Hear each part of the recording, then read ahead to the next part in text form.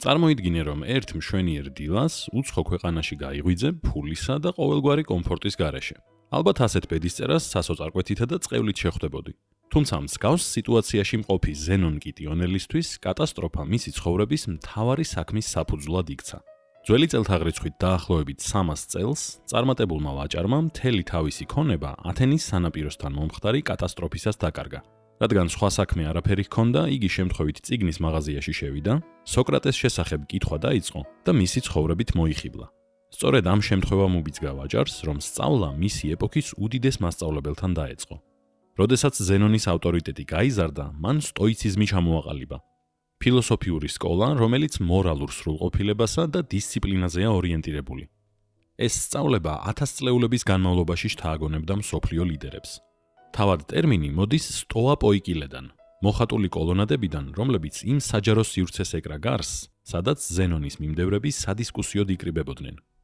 თანამედროვეობაში სტოიკოს ხშირად იმ ადამიანის სინონიმად ვიყენებთ, რომელიც გულგრილია ტკივილის მიმართ და რთულ პერიოდშიც ურყევად დგას.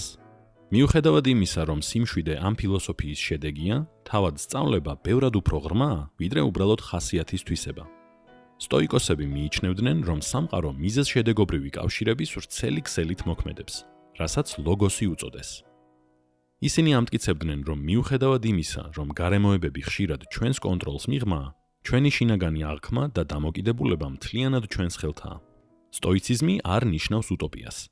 სტოიკოსები რეალობას ისეთად იღებენ, როგორიც არის და პიროვნული განვითარებისკენ 4 იდეალის დახმარებით ისწრაფვიან.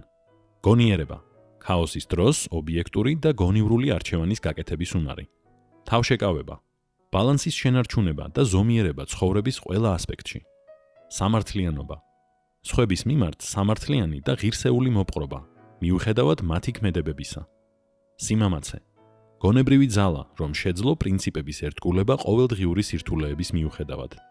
როგორც ფილოსოფოსი სენეკა აღნიშნავდა, ხანდახან სიცოცხლეც კი გმირობაა. სტოიციზმი ხშირად ეშლებათ საკუთარ თავთან განმარტოებაში, თუმცა ის რეალურად მჭიდროდაა დაკავშირებული სოციალურ ცხოვრებასთან. იმ ეპოქაში, როცა რომაული საზოგადოება მონებს ისე უყურებდა როგორც ნივთებს, სენეკა მონების უფლებებზე საუბრობდა და ხაზს უსვამდა მათ ადამიანურ ბუნებას. ეს ფილოსოფია არა გულგრილობას, არამედ იმას გვასწავლის, რომ მხოლოდ საკუთარი თავის შეცნობით შეუძლია ადამიანს საზოგადოებრივ ცხოვრებაში ეფექტურად ჩართვა. სწორედ ეს პასუხისმგებლობის გრძნობა ამოძრავებდა მარკუს ავრელიუსსაც, რომელიც რომის იმპერიის მართვასა და პირად ფილოსოფიურ ძიებებს შორის ბალანსს ინარჩუნებდა. 200 წლეულის განმავლობაში სასტიკი ომებისა და შვილების დაკარგვით გამოწვეული ტკივილის დაძლევაში მას სწორედ სტოიკური მოძღვრება ეხმარებოდა. საუკუნეების შემდეგ სწორედ ეს იდეები აძლევდა ძალას ნელსონ მანდელას სამხრეთ აფრიკის ციხეში გატარებული 27 წლის განმავლობაში. გათავისუფლების შემდეგ მანდელამ შურისძიების ნაცვლად შერიგებას დაუჭირა მხარი, რითაც სტოიკური რწმენა განასახიერა. ჩვენ უნდა მივიღოთ უცვლელი წარსული, რათა ავაშენოთ უკეთესი მომავალი.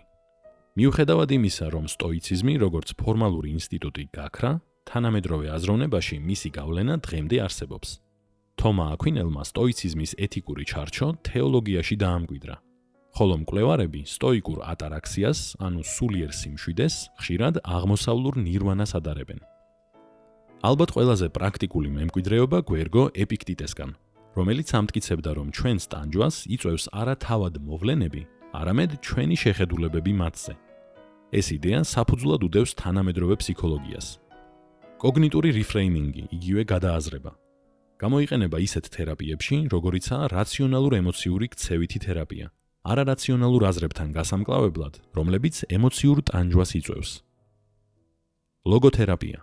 ვიქტორ ფრანკლის მიერ შექმნილი მიდგომა, რომელიც ამტკიცებს, რომ ადამიანის ნებას საკონცენტრაციო ბანაკის პირობებშიც კი შეუძლია იპოვოს ცხოვრების აზრი. როგორ ფიქრობ, აქვს აზრი მუდმივად ცვალებად სამყაროში იმ ქაოსზე კონცენტრირებას, რომლის შეცვლაც არ შეგიძლია. როგორ გამოიყენებ სტოიციზმის სწავლებებს შენი ცხოვრების შესაცვლელად? გაგვიზიარე კომენტარებში.